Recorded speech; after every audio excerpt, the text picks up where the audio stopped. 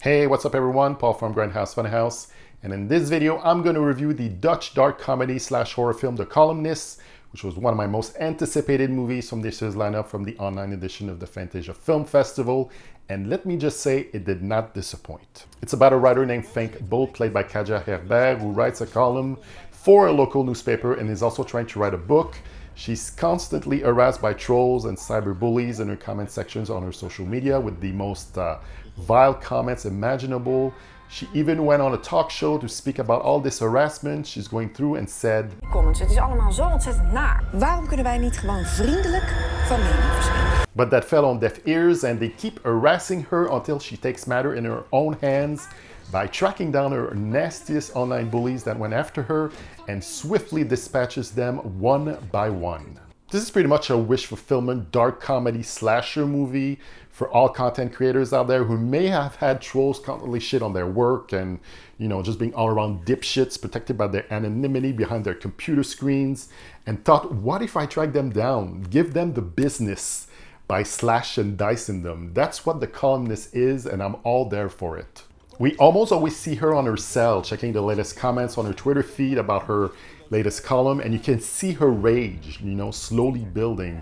There's actually a great shot where we see her so consumed by her feed that we see the reflection of it scrolling down in her eye, just transfixed by it. She first gets the taste for revenge when she recognizes her new neighbor as being one of the trolls spring shit at her in her latest column post. She sees him working on the roof of their apartment building. She climbs out of her window and pushes him off to his death. That's when she gets the taste for it, so she starts tracking them down on Google, goes to their houses, questions them on why would they say such nasty things to her like that, and then she exacts her revenge. She leaves a calling card of sort.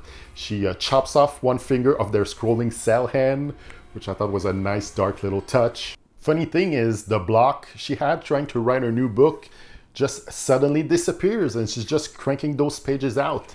She just feeds on the rush of killing all of her perceived enemies. There's a relationship subplot where we see her fall in love with a competing fellow writer, which at first we think he has the same views as those trolling assholes she deals with, but turns out he's one of the more sweet and sane characters in the movie.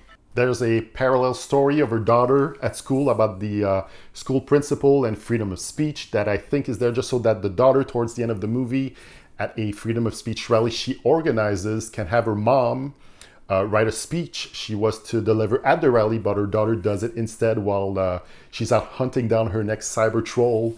And it's for us, the audience, to see her state of mind through that speech, justifying her in her mind why she went super hard with the revenge stuff.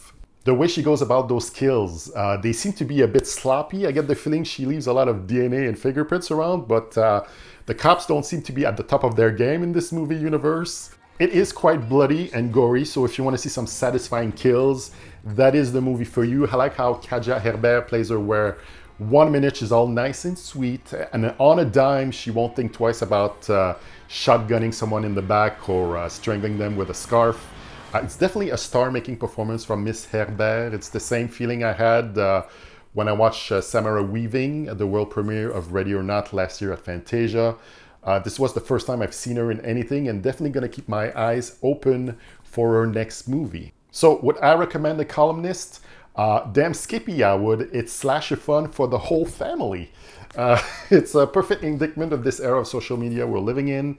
Like, don't get me wrong, Femke Boot is batshit crazy. I'm sure she could have found another way to get at those trolls and cyber bullies, but she went straight for the kill many times over. But it is quite satisfying at first to see her go at those creeps that wished her death and bodily harm.